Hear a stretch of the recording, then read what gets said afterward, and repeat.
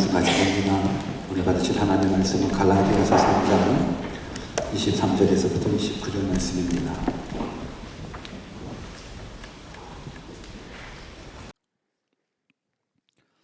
갈라디아서 3장 23절에서부터 29절 말씀을 우리 다 같이 한 목소리로 합독하도록 하겠습니다.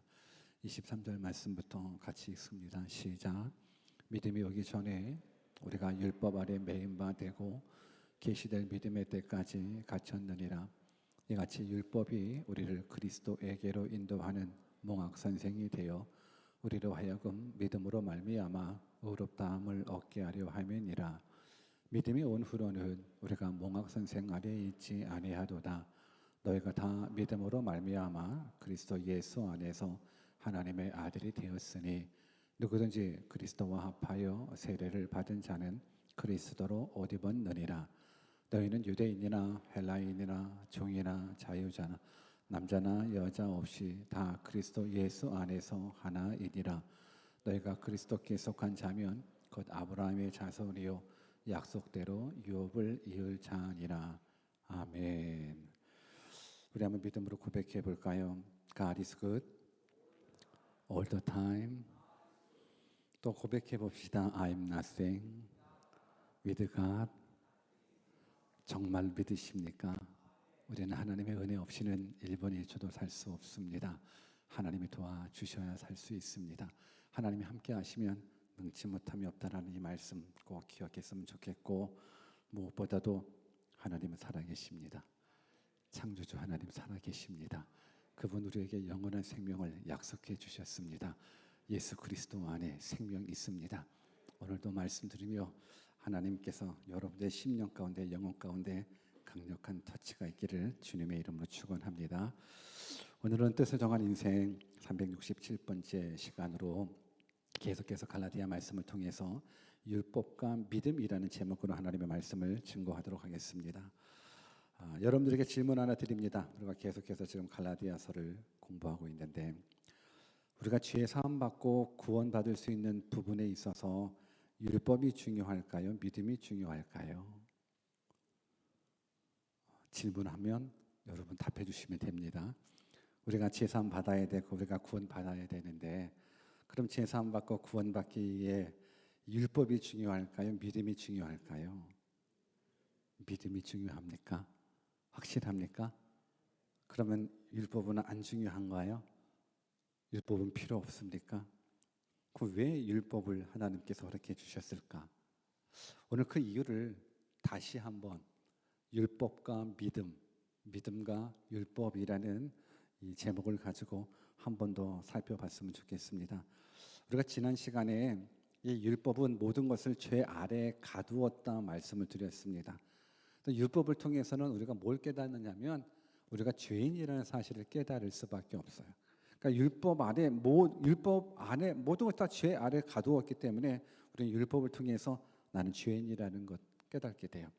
또 율법을 통해서 뭘 깨닫는가 그러면 나는 율법을 온전히 지킬 수 없는 연약한 자구나. 하나님께서 율법을 주셨는데 사실 말씀대로 살기가 너무너무 어렵거든요.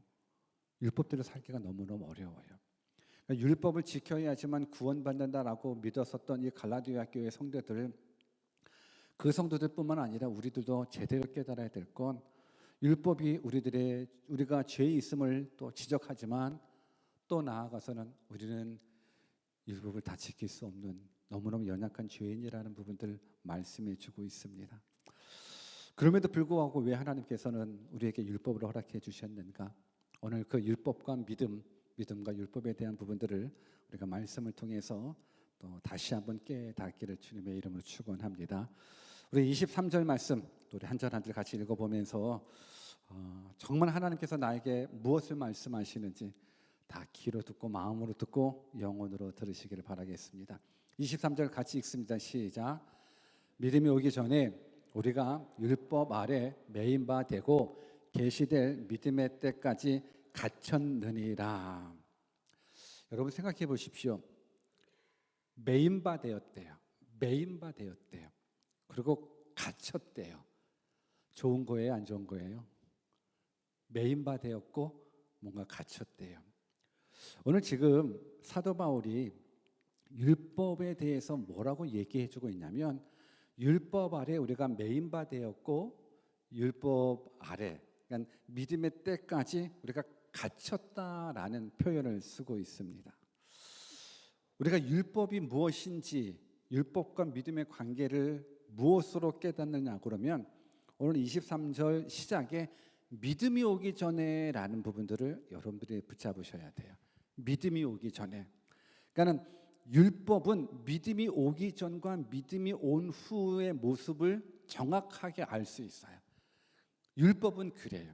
지금까지는 율법은 그냥 행해야 되는구나로 알 수 있는데 진짜 믿음, 왜 하나님께서 우리에게 율법을 주셨냐면 그 율법이 믿음이 오기 전과 믿음이 오고 나서는 그 역할이 다르다라는 부분들인 거예요. 그게 지금 성경이 말해주고 있어요. 믿음이 오기 전에는 우리가 그 율법 아래 매인바 되었어요. 그리고 믿음의 때까지 우리가 갇혔어요. 믿음이 오기 전에는 그래요. 그러면 믿음이 왔다라는 건 무슨 말씀입니까? 믿음이 오기 전이라는 부분들은 예수님이 오시기 전이라는 거예요. 예수님이 우리를 위해서 십자가에 지시기 전, 예수님이 우리에게 영원한 생명이 있음을 알게 하시려고 부활 승천하시기 전, 이게 바로 믿음이거든요. 이 믿음이 오기 전에 이 율법은 우리를 매여 있을 수밖에 없어요. 이 율법은 우리가 갇혀 있을 수밖에 없어요. 믿음이 오기 전에 그러는 거예요. 그래서 우리는 모두가 다 갇혀 있어요. 갇혀 있고 매여 있어요. 무엇보다도 유대인이든 이방인이든지 이 율법 아래 갇혀 있어서 너무너무 불편해요. 유대인들은 모세의 율법에 갇혀 있고 이방인들은 모세의 율법을 알 수 없으니까는 양심이라는 율법에 갇혀 있어요. 그래서 이렇게 살아가야 되는데 저렇게 살아가야 되는데 혹시 이렇게 내가 범죄했었는데 내가 지옥 가는 거 아니야? 내가 이렇게 하나님의 뜻대로 못 살았는데 나 벌 받으면 어떡하지? 항상 율법에 묶임당하고 율법에 갇혀 있게 돼요. 그런데 이 율법의 유효기간이 있다라는 거예요. 율법의 유효기간. 우리가 뭐 우유를 사던 어떤 음식을 사던 그러면 익스파이어 데이트가 다 있지 않습니까? 유효기간이 다 있어요. 여러분, 이 율법의 유효기간은 믿음이 오기 전까지예요. 율법이 필요 없는 게 아니에요. 율법은 너무너무 필요해요. 근데 이 율법의 유효기간이 있어요. 이 율법의 유효기간이 언제예요? 2023년 오늘 며칠이지? 10월 22일까지인가요? 세월이 많이 흘렀다 그렇죠 이제. 여러분들 율법의 익스파이어 데이트가 언제예요? 믿음이 올 전까지예요. 예수님이 오시기 전까지가 이 율법의 익스파이어 된 거예요. 그러면 한번 생각해 보십시오. 믿음이 오고 나서는 예수님이 오시고 나서는 그러면 구원받기 위해서 율법이 필요해요? 필요 없어요? 율법이 필요 없어요. 여러분 믿음이 오기 전까지는 율법이 필요해요. 율법이 구원의 조건은 아니지만 구원받기 위해서 꼭 필요한 것이 율법이었어요. 그런데 그 율법이 어느 때까지만 유효하냐면 믿음이 오기 전까지만 유효해요. 예수님이 오시기 전까지만 유효해요. 깨달아지시면 아멘. 깨달아지십니까? 다 깨달아지기를 주님의 이름으로 축원합니다. 그러면서 사도 바울이 이 율법의 역할을 이렇게 표현해주고 있어요. 24절입니다. 같이 한번 읽어볼까요? 같이 읽습니다. 시작. 이같이 율법이 우리를 그리스도에게로 인도하는 몽학 선생이 되어 우리로 하여금 믿음으로 말미암아 의롭다함을 얻게 하려 함이니라. 바울은 율법을 몽학 선생으로 표현해주고 있습니다. 몽학 선생이라는 것은 우리가 지금 사용하지 않는 단어거든요. 그래서 이 몽학 선생이라는 단어를 영어 성경 다른 번역본에 보면 초등교사로 번역되어 있기도 하고 개인교사나 가정교사로 번역되어 있어요. 몽학 선생이라는 것. 근데 이 몽학 선생이 해당되는 헬라어 단어가 파이다고고스라는 단어인데, 이 파이다고고스라는 단어가 어느 때 누구에게 사용되냐면 아이를 돌보는 사람, 특히 아이를 돌보는 노예 신분의 사람들을 가르칠 때 이 파이다고고스라는 이 몽학 선생이라는 단어를 사용했어요. 이 말의 배경은 이래요. 그 당시 로마가 이제 세계를 제패했기 때문에, 점령했기 때문에 다른 나라 사람들을 이제 포로로 이제 잡아오죠. 근데 포로로 잡아오되 그 포로들 중에 지식인들이 있거든요. 똑똑한 지식인들이 있어서 그 지식인들을 자기의 아이들을 가르치는 가정교사로 삼은 거예요. 노예이기는 하지만 지식층 노예이기 때문에 자기들의 어른 자녀들에게 가르치기에는 너무 적합한 거예요. 이게 바로 몽학 선생인 거예요. 그래서 이 몽학 선생의 역할은 6세부터 16세까지 주인의 자녀들을 양육하는, 훈육하는 어떤 권위는 줬어요. 때로는 매도 들 수도 있을 정도로 큰 어떤 어소리티를 줬어요. 그런데 이 몽학 선생의 역할이 6살부터 16세까지 정도로, 그러니까 이 자녀들이 상급 학교에 진학하기 전까지만 필요한 것이 몽학 선생, 가정교사였다라는 부분들인 거예요. 이제 상급 학교가 되면 그때는 몽학 선생이 필요하지가 않아요. 지금 율법에 대해서 말씀해주고 있는 거예요. 율법이 이 몽학 선생과 같다라는 부분들인 거예요. 그러면 이 율법이라는 몽학 선생이 상급 학교까지, 자녀들을 상급 학교까지만 인도하는 역할만 하고 그 다음부터는 이제 역할이 없거든요. 필요하지는 않아요. 그럼 여기에서 상급 학교를 우리는 믿음이라고 해석하는 거예요.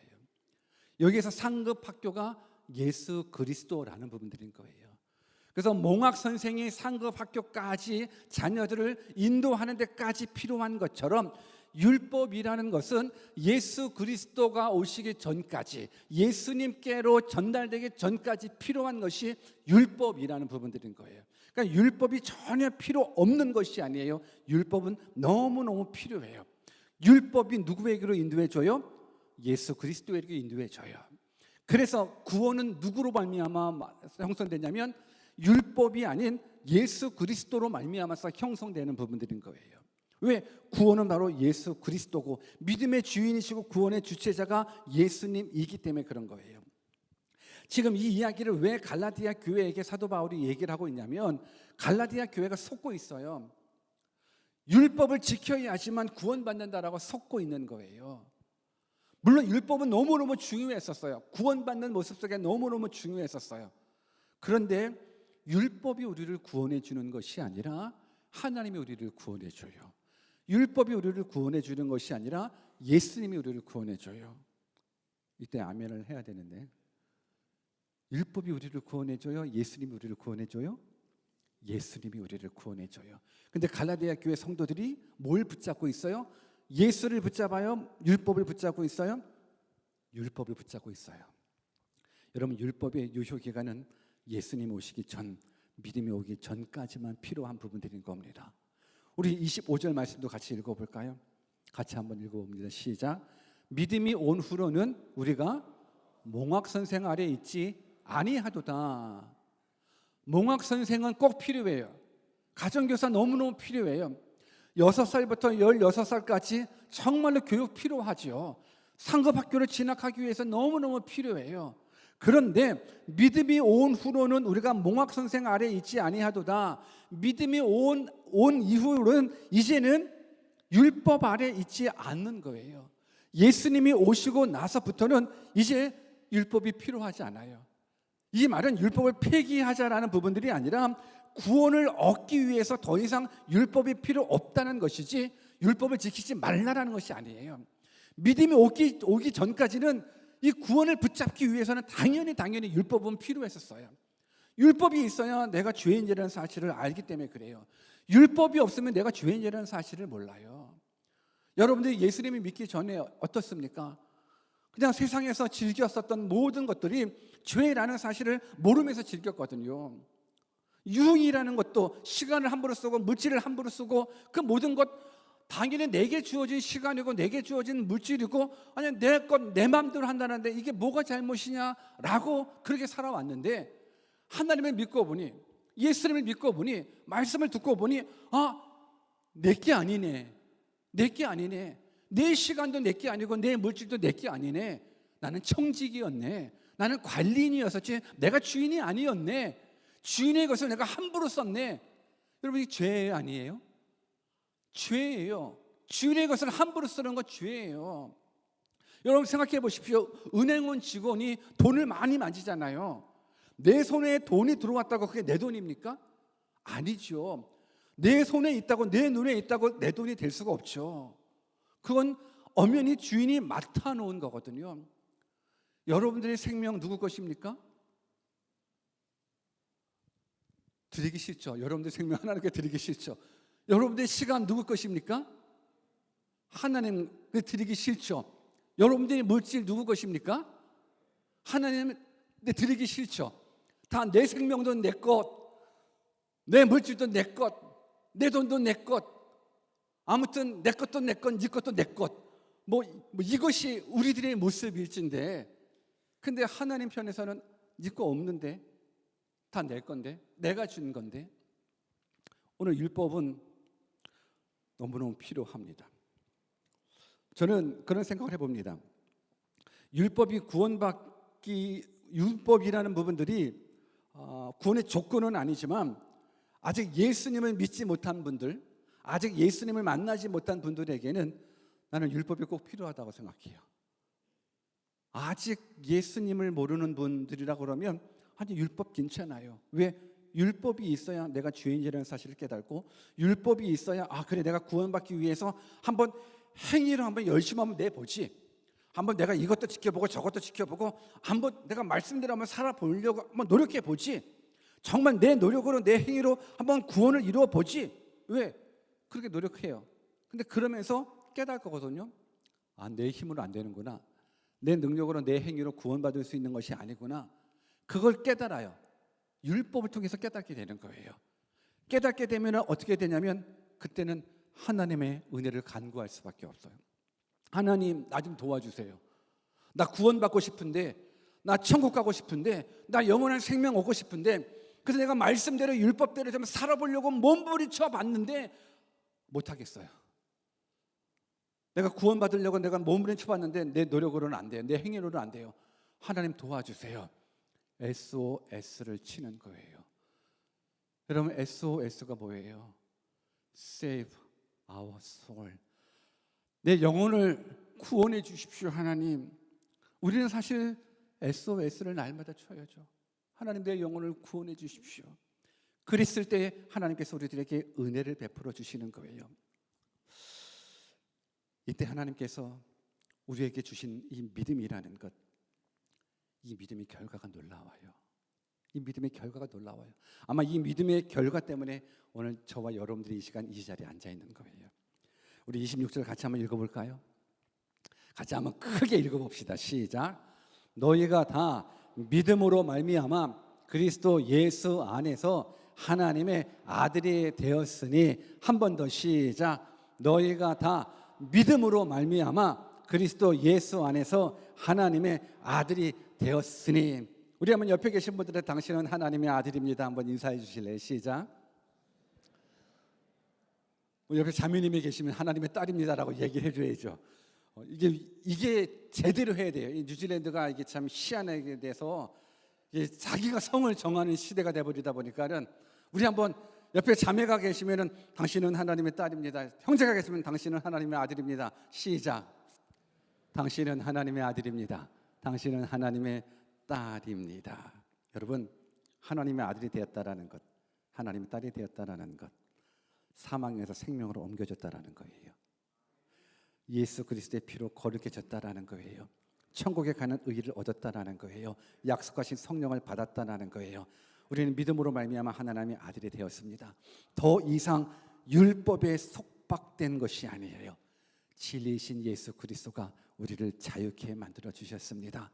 여러분 하나님의 자녀가 되는 것, 오늘 성경 말씀에 너희가 믿음으로 말미암아 하나님의 아들이 되었다. 이 중간 역할이 중요해요. 믿음으로 말미암아 하나님의 아들이 되었다. 그 중간에 뭐라고 적혀 있습니까? 그리스도 예수 안에서 하나님의 아들이 되었다라는 거예요. 여러분, 이것이 은혜예요. 그냥 믿음으로 말미암아 하나님의 아들이 됐는데 그 믿음이 뭔지 몰라요. 사실 우리가 하나님을 믿습니다 하지만서도 그 믿음이라는 게 뭔지 모르면서 믿습니다 하는 사람들이 참 많아요. 하나님을 믿는다고 하지만 그게 믿는 게 아니에요. 하나님을 믿습니다 하지만 하나님의 뭘 믿는데요? 여러분, 믿음이라는 것을 잘 정리하셔야 돼요. 오늘 여러분들이 하나님을 믿기 때문에 이 자리에 나왔거든요. 하나님의 뭘 믿으십니까? 그리고 우리가 하나님의 아들이 되고 하나님의 딸이 되고 사망에서 생명으로 옮겨져 있다면, 그러면 무엇을 믿는 그 믿음이 우리로 하여금 사망에서 생명으로, 지옥에서 천국으로 인도해 주실까요? 예수 그리스도 안에서 하나님은 사망에 있는 우리들을 생명으로 옮겨 주십니다. 예수 그리스도 안에 있는 우리들을 지옥에서 천국으로 인도해 주시는 거예요. 여러분, 예수 그리스도 안이라는 부분들이 너무너무 중요해요.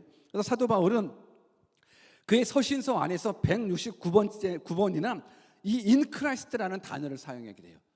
예수 그리스도 안이라는 단어를 정말로 많이 사용하게 돼요. 왜 그래요? 인크라이스트 안에 생명이 있기 때문에 그래요. 인크라이스트 안에 참된 기쁨이 있기 때문에 그래요. 예수 그리스도 안에 영원한 생명이 있다니까요. 오늘 그래서 우리는 예수 그리스도 안에 있어야 돼요. 이거는 자유를 누리기를 원하십니까? 예수 그리스도 안에 있어야 되는 거예요. 근데 우리가 한번 생각해 보면, 자유라는 것을 한번 생각해 보십시오. 자유라는 말을 생각해 봤었을 때 자유라는 의미가 밖에라는 개념일까요? 안에 있다라는 개념일까요? 쉽게 말해서 내가 자유를 누리고 싶을 때 go in 합니까? go out 합니까? 한번 여러분들이 가지고 있는 개념을 생각해 보십시오. 내가 자유를 누리고 싶어. 그러면 go in 해야 돼요? go out 해야 돼요? go out 해야죠. 우리는 내가 자유를 누리고 싶으면 뭔가 밖에 대한 개념이지 안에 대한 개념은 없는 거예요. 근데 이게 우리 인간 이성적인 한계예요. 우리는 자유를 누리려고 그러면 안에 있는 게 아니라 밖으로 나가야지 자유를 누린다라고 이야기를 해요. 근데 진짜 자유는 어디 있는지 아십니까? 진짜 자유는 go out이 아닌 go in입니다. 왜 그런가? 사실 이 자유라는 말이 그 당시 고대 그리스 사회에서 어떻게 사용되었냐면 노예와 상반되는 개념으로 자유가 사용되었대요. 노예는 자유가 없지 않습니까? 노예와 상반되는 개념으로 자유라는 말이 사용되었는데, 특히 고대 그리스의 자유도시라는, 폴리스라는 자유도시라는 말이, 그 도시가 있는데 그 도시 안에서 살 수 있는 자유, 그러니까 그 도시 안에 있어야지만 느낄 수 있는 것이 자유다라는 부분들인 거예요. 그랬을 때 사용되었었던 단어가 자유인 거예요. 그러니까 그러다 보니까는 자유 그러면 우리는 무조건 밖으로 나가야지만 자유라고 생각하는데, 진짜 자유를 누린다 그러면 자유도시 안에 들어와야지만 누릴 수 있는 것이 자유. 동일해요.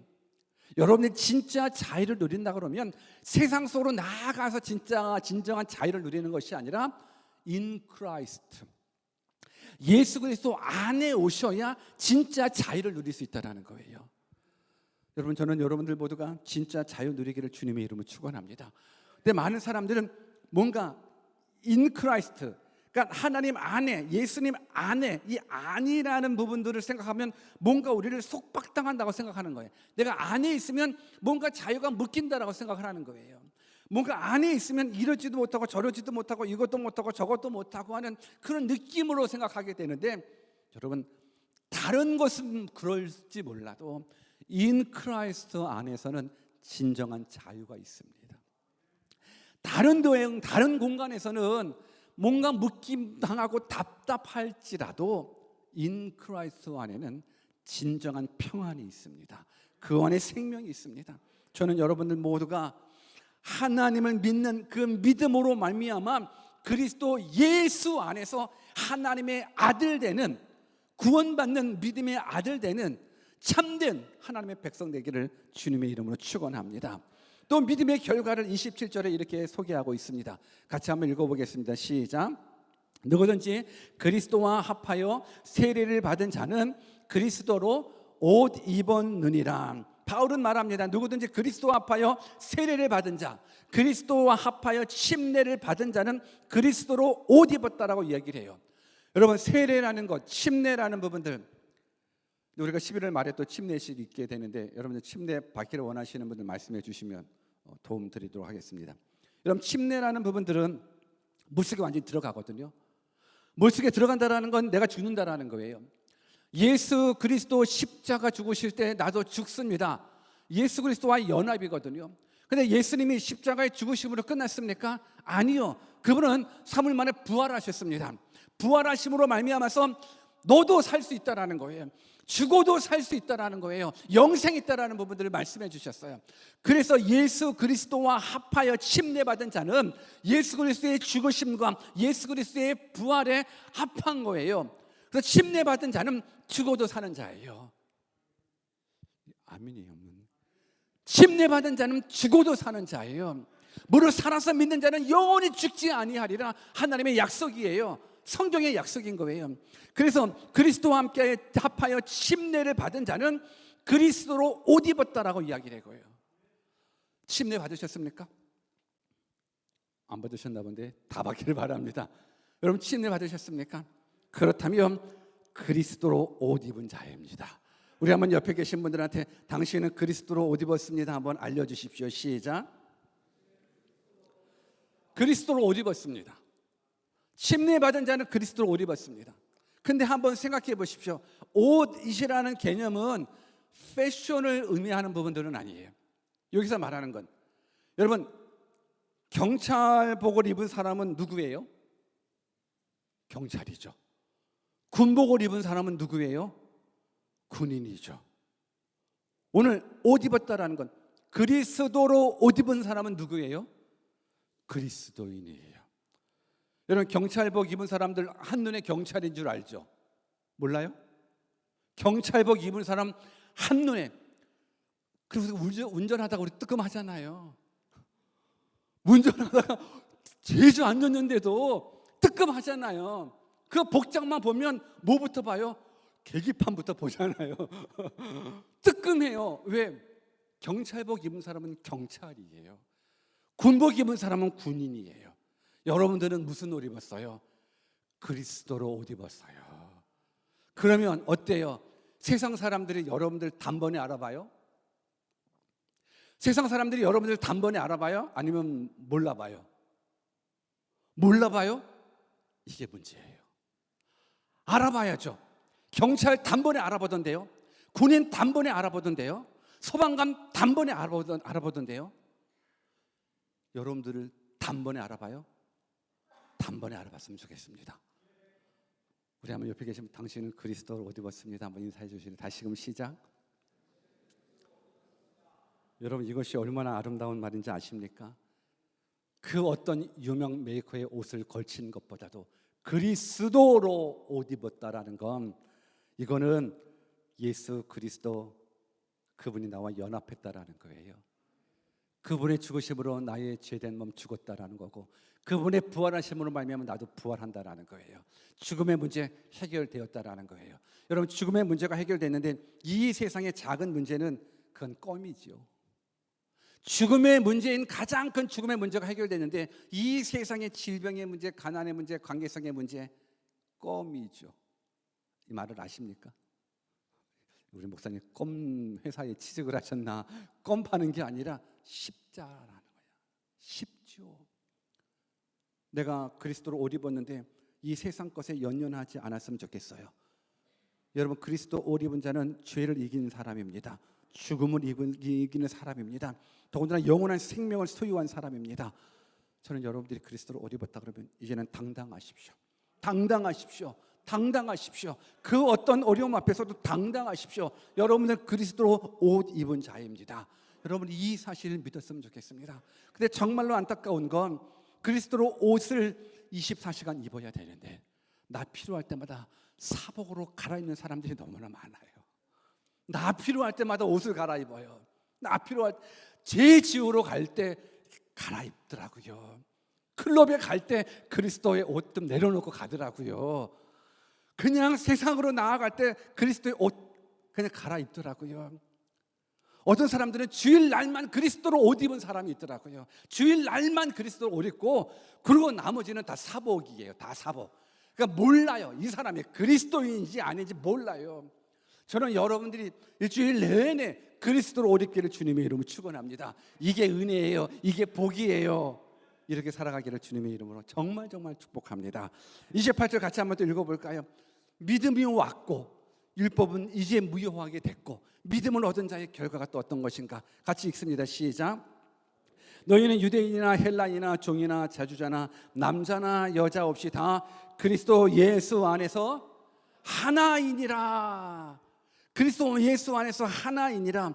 여러분, 믿음이 온 후로 예수 그리스도 안에서 하나님의 자녀가 된 우리들은요, 이제는 더 이상 일체의 차별이 없다고 선포해 주고 있어요. 여러분, 이것은 얼마나 큰 은혜인지 몰라요. 유대인이나 헬라인이나 종이나 자유자나 남자나 여자나 다 그리스도 안에서 하나래요. 가진 자나 못 가진 자나 배운 자나 못 배운 자나 잘생긴 자나 못생긴 자나 다 그리스도 안에서 하나가 된다라는 거예요. 여러분, 이건 너무너무 큰 은혜예요. 왜 그런지는 아십니까? 사실 우리는 이 말씀을 들었을 때에 이 하나가 된다라는 부분들 속에서는 그렇게 큰 감동이 없어요. 큰 감격이 없어요. 근데 그 당시 문화적인 상황, 사회적인 상황 속에서는 하나라고?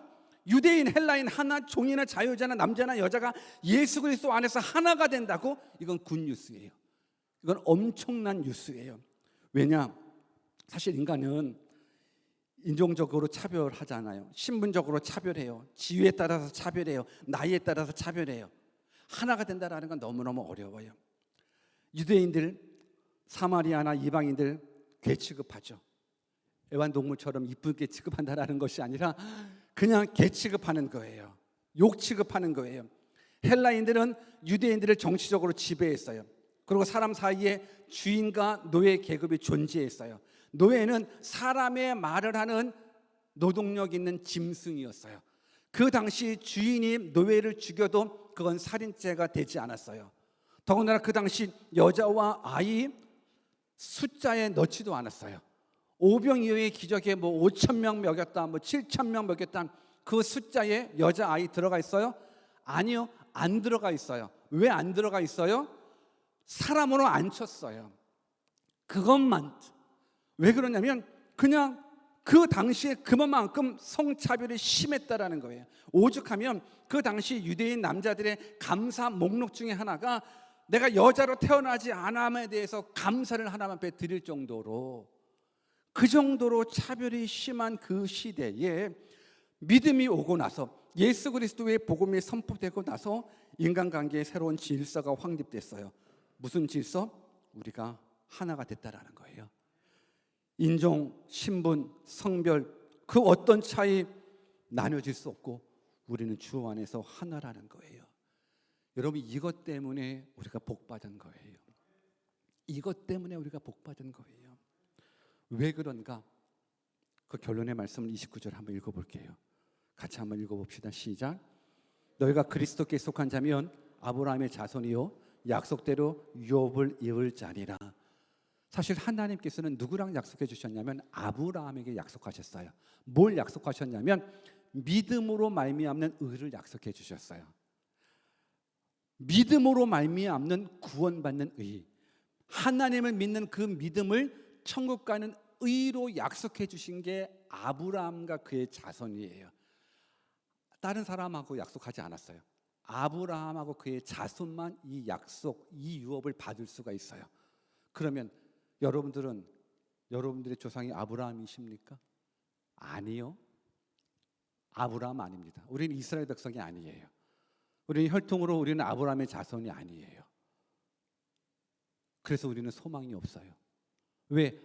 하나님은 아브라함하고 아브라함의 자손에게만 이 믿음의 유업을 약속해 주셨어요. 그래서 우리는 소망 없어. 우리는 절망해야 돼요. 그런데 소망이 있는 이유가 있어요. 왜 그래요? 우리는 주 안에서 예수 그리스도로 하나 되었거든요. 그래서 성경 말씀에 보니까는 너희가 그리스도께 속한 자면 곧 아브라함의 자손이래요. 여러분, 아브라함의 자손만 구원받아요. 아브라함만 하나님이 약속해 주셔. 아브라함과 그의 자손에게 믿음을 의로 여기는 이 약속을 주셨다고요. 그래서 우리는 소망이 없는데, 근데 소망 없는 우리에게 믿음을 주셨어요. 믿음이 오셨어요. 예수님이 오셨어요. 그래서 그리스도께 속한 자면 누구나 아브라함의 자손이 되는 거예요. 그리스도께 속한 자면 가난하던, 많이 배웠던, 유대인이든 헬라인이든 다 하나가 되고 다 아브라함의 자손이 되어 약속을 유업으로 얻게 된대요. 그 약속이 뭔데요? 믿음으로 얻는 의잖아요. 믿음으로 얻는 그 의로 말미암아 우리가 구원받은 거예요. 행위로 얻는 의는 우리가 있을 수가 없어요. 행위로는 우리가 구원받을 수가 없어요. 그래서 복음이에요. 그래서 굿뉴스예요. 그래서 지금 하나님께서 지금 사도 바울이 갈라디아 교회에게 이 율법과 이 믿음에 대한 부분들을 얘기해 주면서 율법을 붙잡고 씨름하고 있는 갈라디아 교회에게, 아니야, 율법은 익스파이어 됐어. 율법은 믿음이 오시고 나서부터 이제는 필요하지 않아. 구원받기 위해서는 율법 붙잡을 필요 없어요. 믿음이신 예수님이 오셨으니까 이 믿음 붙잡아. 이 믿음 붙잡으면 우리는 다 하나가 돼. 이 믿음 붙잡으면, 그래, 예수 그리스도 안에 있으면 우리는 다 아브라함의 자손이 되어서 아브라함이 주셨던 그 약속을 우리가 얻을 수 있어. 그 약속을 유업으로 얻을 수 있어. 그게 뭐야? 그게 천국이에요. 그게 영생이에요. 그게 죄사함이에요. 저는 여러분들이 오늘 이 시간 정말 예수 그리스도 안에 있다는 것, 이것보다 더 복된 거, 귀한 게 없거든요. 예수 때문에 우리가 사는 거예요. 예수님 때문에 우리가 천국 가는 거예요. 지금 어떤 어려움이 있으십니까? 어떤 아픔이 있으십니까? 어떤 근심이 있으십니까? 여러분, 인 크라이스트 하십시오. 그러면 진짜 자유 누리십니다. 인 크라이스트 하십시오. 그러면 하나님께서 모든 부분들 속에서 역사하십니다. 아니, 생명을 주신 분이, 아니, 죽음의 문제를 해결해 주신 분이 지금 여러분들이 가지고 있는 그 이 땅의 문제들, 고민들, 그거 해결 못해 주시겠습니까? 하나님 해결해 주십니다. 그것 혹 해결되지 않더라도 그것도 하나님 뜻이 아니겠죠. 하나님은 항상 우리에게 더 좋은 거 주시기를 원하시는 하나님이시기 때문에 우리는 하나님을 하나님 아저씨라고 부르지 않아요. 여러분, 기도하면서 아저씨 안 불러요. 아버지 불러요. 하나님 아버지 불러요. 아버지는 자녀를 책임져요. 아버지는 자녀를 책임져요. 아버지는 생명 내걸고 자녀 책임지고, 이 세상에서 부모만큼 자녀 사랑하는 사람이 어디 있어요? 하나님 아버지만큼 우리를 사랑하는 분이 어디 계셔요? 그 하나님이 오늘 여러분들에게 요청합니다. 인 크라이스트라고. 이제 율법 붙잡지 말고, 행위 붙잡지 말고, 그래, 너 연약한 거 알아. 너 말씀대로 못 사는 거 알아. 너 쓰러진 거 알아. 괜찮아. 중요한 건 하나님이야. 믿음 붙잡아. 예수님 붙잡아. 인 크라이스트에. 그러면 문제 해결돼. 저는 여러분들이 모두가 예수 그리스도 안에 있음으로 말미암아 다시금 구원받음에 대한 감사 감격으로 이제 삶을 살아가면서 환경에 반응하지 않고 믿음으로 반응해서 세상 사람들이 여러분 보면 그리스도인이시군요. 왜? 그리스도 옷 입었으니까. 그 옷 입읍시다. 옷 입읍시다. 주일날만 말고 평상시에도 입읍시다. 나 혼자 있을 때도 옷 입읍시다. 나 혼자 있을 때 그때가 바로 나라고 얘기하지 않습니까? 저는 여러분 모두가 진짜 그리스도의 옷 입고 이 세상, 이 썩어져가는 이 세상 속에 소금 되었으면 좋겠고, 어두워가는 이 세상 속에서 여러분들이 빛 되었으면 좋겠습니다. 그 사명 감당하는 참 그리스도인 되기를 주님의 이름으로 축원합니다. 우리 같이 한번 기도하겠습니다.